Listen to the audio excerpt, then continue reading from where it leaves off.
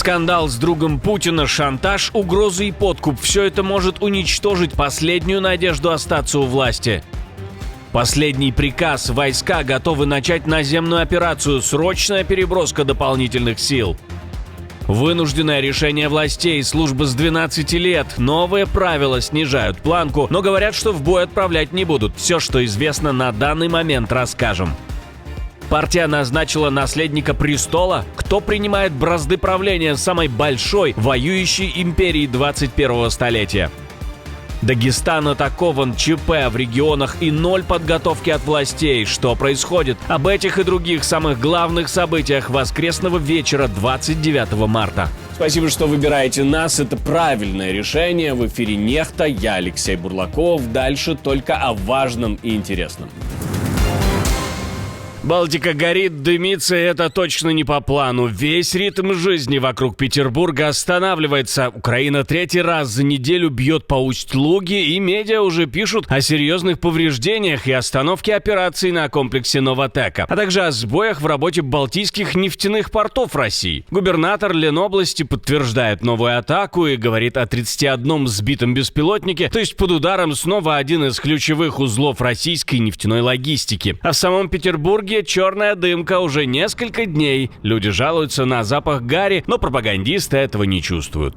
Суббота, выходной, время отдыхать, но, похоже, отдых не задается, появился запах гари. Говорят, всему виной дроны, хотя ничего явно аномального не наблюдается, ни резких изменений, ни ощутимого запаха. Тем не менее, советуют спать с закрытой форточкой, чтобы ночью не затянуло вредный воздух. И эффект уже вылезает далеко за пределы самого порта. В Пулково снова посыпались задержки и отмены, более сотни рейсов сорваны или сдвинуты. Аэропорт задыхается, пассажиры застревают на часы. На фоне пожаров, которые тянутся уже несколько дней, и ударов по Усть-Луге, Приморску и Киришам, Россия получает не только дым над терминалами, но и транспортный хаос в своем тылу, а также падение экспорта на 40%. Нога американского солдата таки ступит на иранскую территорию. Пентагон уже готовит не просто давление, а почву для новой фазы войны. По данным The Washington Post, в Вашингтоне обсуждают ограниченную наземную операцию против Ирана. Без полномасштабного вторжения, но с возможными рейдами спецназа и обычной пехоты. В регион перебрасывают дополнительные силы, а Белый дом подчеркивает, это еще не приказ на атаку, а подготовка вариантов для Трампа. Но сам факт такой подготовки звучит уже как очень тревожный сигнал. Ставка снова поднимается. Главная опасность в том, что даже ограниченный сценарий может быстро сорваться в большую войну. Среди целей, которые обсуждаются, называют и остров Харк, одну из ключевых точек иранского нефтяного экспорта. То есть США все ближе подходят к моменту, когда война с Ираном может выйти из стадии ударов с воздуха и перейти в куда более грязную и опасную фазу с рейдами, потерями и риском взрыва всего региона. Кроме того, Иран тоже не сидит сложа руки, там опускают возрастную планку для службы в армии. В целом, Тегеран заявляет, что может быстро поставить в ружье около 1 миллиона человек, а это уже серьезно. По данным Iran International и других медиа, корпус стражи исламской революции снизил минимальный возраст участия в программе «За Иран» до 12 лет. Подростков собираются использовать не для фронтовых штурмов, для участия в патруле, работы на блокпостах, логистики и помощи раненым. Но суть от этого не мягче. Государство, которое еще недавно опиралось на взрослых силовиков, теперь публично говорит, что в его военную машину можно встраивать 12-13-летних.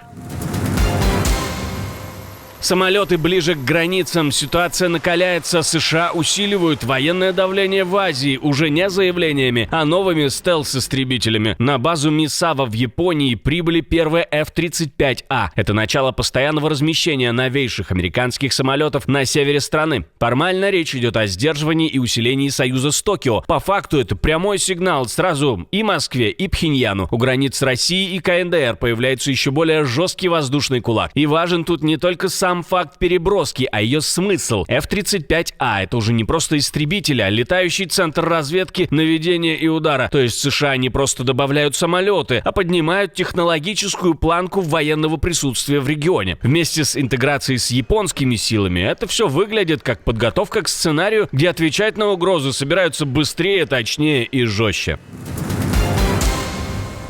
Впервые за долгие годы названа четкая причина молчаливого отказа. Украина подошла к НАТО ближе, чем когда-либо, но дверь все еще не открывают. The Telegraph пишет, что проблема давно не в уровне сотрудничества, он уже беспрецедентный. Политический диалог плотный, военная координация почти постоянная, а сам Альянс официально продолжает говорить о необратимом пути Украины к членству. Но решающий стоп-фактор остается прежним. Россия и страх части союзников, что формальное вступление Киева прямо сейчас взорвет конфликт еще сильнее.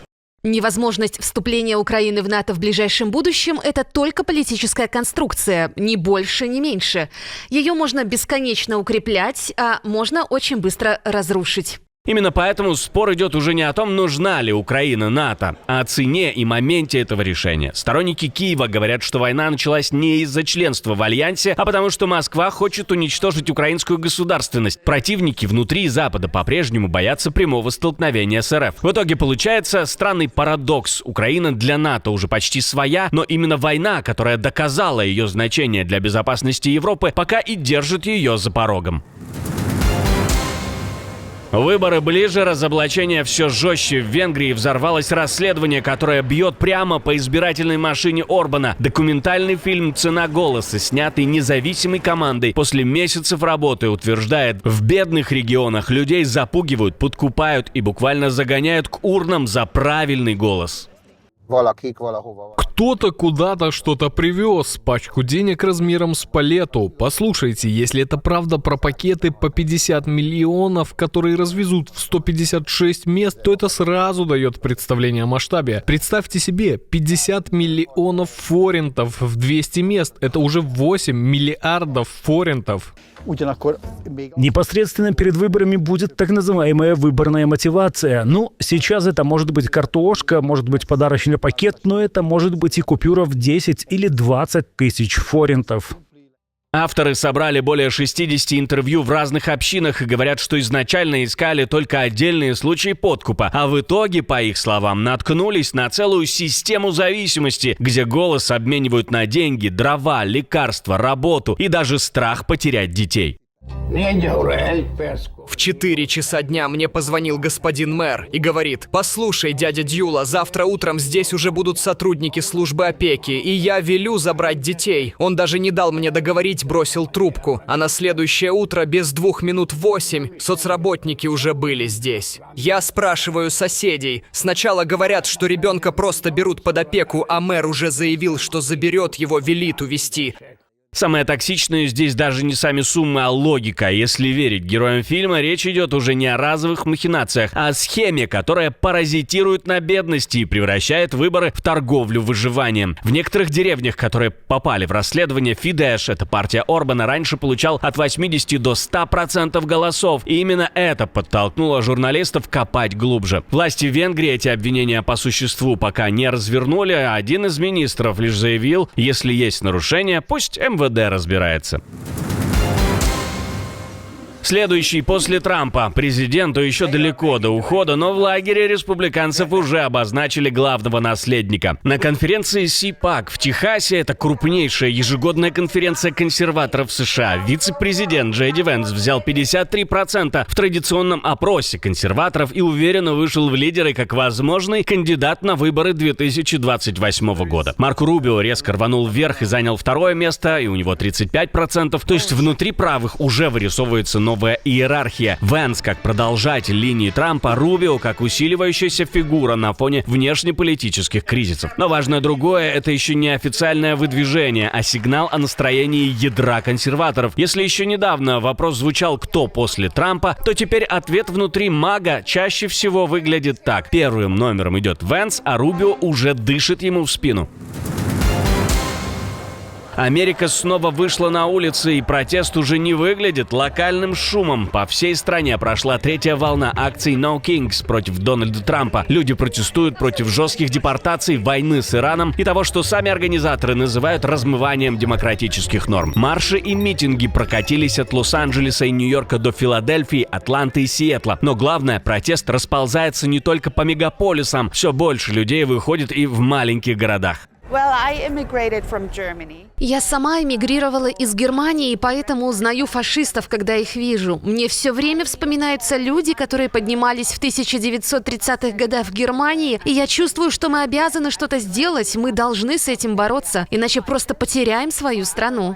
И это уже плохой сигнал для Белого дома. Организаторы говорят о более чем 3200 акциях во всех 50 штатах, а рейтинг Трампа по этим данным упал до 36%. Это минимум с момента его возвращения в Белый дом. То есть война с Ираном, давление внутри страны и жесткий курс по мигрантам теперь бьют по Трампу не только в заголовках, но и прямо на улицах Америки.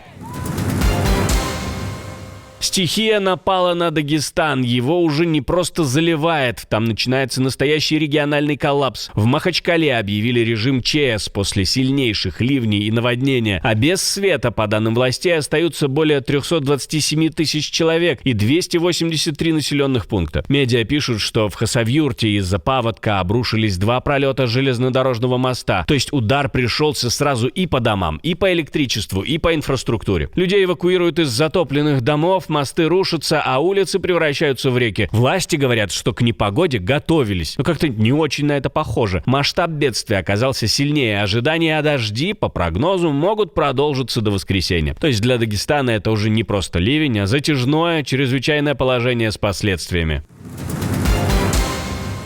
Когда решение проблемы упирается в еще одну проблему. Уехать хотят все больше, а выбраться становится все труднее. В России резко вырос спрос на загранпаспорта, а система уже захлебывается. В Москве, Петербурге, Екатеринбурге, Казани и Краснодаре отделения МВД перегружены так, что записаться почти невозможно. Людям прямо пишут, мест почти нет. В соцсетях жалуются, что не могут подать документы месяцами. И все это происходит на фоне нового всплеска интереса к эмиграции. Впервые со времен начала мобилизации. Причина читается: отключение интернета, новые запреты, давление и все более нервная жизнь снова толкают людей к мысли «пора уезжать». По данным Google, запрос «уехать из России» в марте почти вернулся к пиковым значениям. То есть тревога уже вышла из разговоров и уперлась в практику. Люди не просто думают о побеге, они массово пытаются оформить себе выезд. А в прошлом выпуске мы рассказывали о том, что в отношениях внутри НАТО запахло настоящим разломом. Трамп публично накинулся на союзников и ударил по главному